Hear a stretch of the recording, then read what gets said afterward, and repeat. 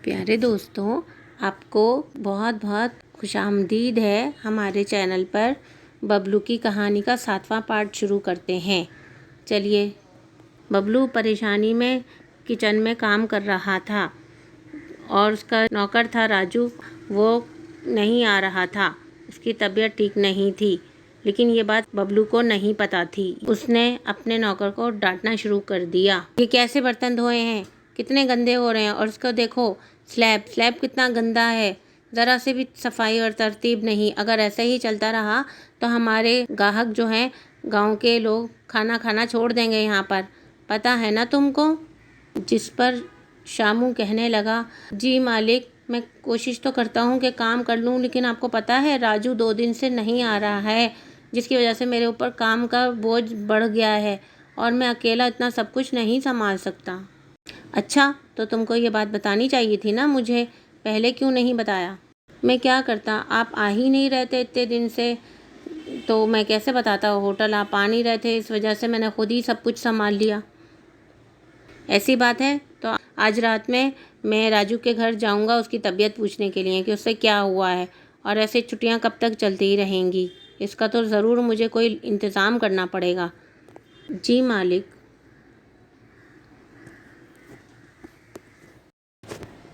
प्यारे दोस्तों, बबलू राजू के घर पहुंचा उसकी तबीयत पूछने के लिए। उन्होंने पूछा, राजू तुम्हें क्या हुआ, 2 दिन से तुम आ नहीं रहे, सुना है तबीयत ख़राब है तुम्हारी।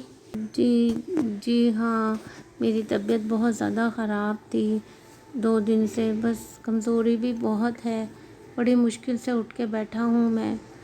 क्या हुआ, पहले तो कभी इतने बीमार नहीं पड़े और 2 दिन की मज़ीद छुट्टी तुम मुझसे मांग रहे हो। 2 दिन की तो हो चुकी ना, मैं बता रहा हूँ ना, तबीयत नहीं ठीक मेरी, मैं नहीं आ पाऊँगा। बताओ भी, आखिर ऐसा क्या हुआ तुम्हारे साथ जिसकी वजह से तुम इतने ज़्यादा बीमार और कमज़ोर हो रहे हो। बस मैं आपको क्या बताऊँ, बस मैं चाहता भी हूँ बोलना, लेकिन मुझसे बोला नहीं जाता। क्यों भाई, ऐसा क्या हो गया, तुम मुझे अपना दोस्त नहीं समझते क्या। बताओ मुझे कि क्या बात हुई। आप इतना कह रहे हैं तो मैं बता ही देता हूँ। असल में गांव से 1 मील दूर के फासले पे एक नया सिनेमा हॉल खुला। मेरा भी दिल चाहा कि मैं वहाँ जाके फ़िल्म देखूँ, तो मैंने उसके टिकट ख़रीद लिए और रात का मिला मुझे टिकट, तो मैं रात में ही देखने गया। मैंने सोचा रात में मैं होटल से भी फ़ारिग हो जाऊँगा और ये अच्छा टाइम है देखने के लिए, तो मैं शाम से ही निकल गया था रिक्शा में और वहाँ सिनेमा देखने चला गया। और फिर वहाँ पर काफ़ी देर हो गई क्योंकि फ़िल्म बहुत लंबी थी। जब मैं वहाँ से बाहर निकला तो अंधेरा छा रहा था और दूर दूर तक किसी सवारी का नाम नहीं था, तो मैं यूं ही पैदल चलने लगा। अभी मैं थोड़ी दूर चला ही था कि मुझे रोने की आवाज़ें आने लगीं। मैंने पीछे मुड़कर देखा तो एक औरत ज़ोर ज़ोर से रो रही थी। मैंने उससे पूछा, खैरियत, रात के इस वक्त तुम क्यों रो रही हो, घर से बाहर क्यों हो। तब उसने बताया कि मुझे मेरे पति ने मार के घर से बाहर निकाल दिया है। वो रोज़ रात में यही करते हैं, शराब के नशे में उन्हें कुछ होश नहीं रहता, ऊपर से मेरे माता पिता भी गुजर गए हैं, समझ नहीं आता मैं क्या करूं।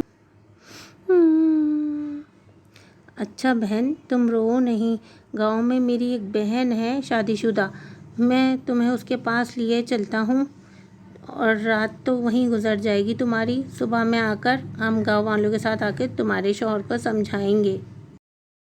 शुक्रिया, मैं तुम्हारे साथ चल सकती हूँ ना। हाँ, क्यों नहीं, चलो हम दोनों मिलकर ही सवारी ढूंढते हैं। फिर इस तरह मैं और वो दोनों मिलकर सवारी ढूंढने के लिए निकल पड़े। कुछ देर चलने के बाद मुझे कुछ अजीब सा महसूस हुआ और बिसांत भी आई, कुछ गंदी सी। फिर जब मैंने मुड़कर देखा तो मेरी चीख ही निकल गई। वो औरत जीव में बदल गई थी।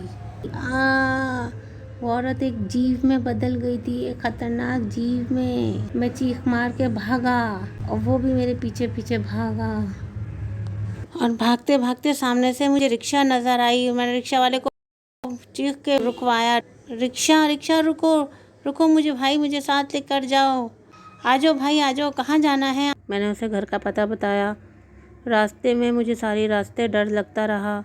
हर थोड़ी थोड़ी देर बाद मेरे दिमाग में वही परछाई अजीब सी चीखती घूमती रही और मुझे रिक्शा वाले की भी आंखें कुछ चढ़ी हुई सी मालूम होती थी और यही सुनते सुनते मैं बेहोश हो गया। हाँ भाई, बस यही बात है। अभी मेरी तांत्रिक से झाड़ फूँक चल रही है और अभी 2 दिन तक मुझे मज़ीद घर से निकलने के लिए मना किया है। अभी तक मैं अपने अंदर कमज़ोरी महसूस कर रहा हूँ। मैं जैसे ही ठीक होऊंगा और मेरा इलाज पूरा हो जाएगा तांत्रिक बाबा से, तो फिर मैं ज़रूर होटल आ जाऊंगा। और फिर बबलू ने कहा, हाँ सही बात है, अब जब तुम्हारा इलाज पूरा हो जब ही तुम आना। प्यारे दोस्तों, इसीलिए कहते हैं कि रात के अंधेरे में नहीं निकलना चाहिए, देर तक घर से बाहर नहीं रहना चाहिए। आपको हमारी ये कहानी पसंद आई हो तो आप हमारे चैनल को सब्सक्राइब करें, लाइक करें और शेयर का बटन दबाना ना भूलें। देखने का शुक्रिया।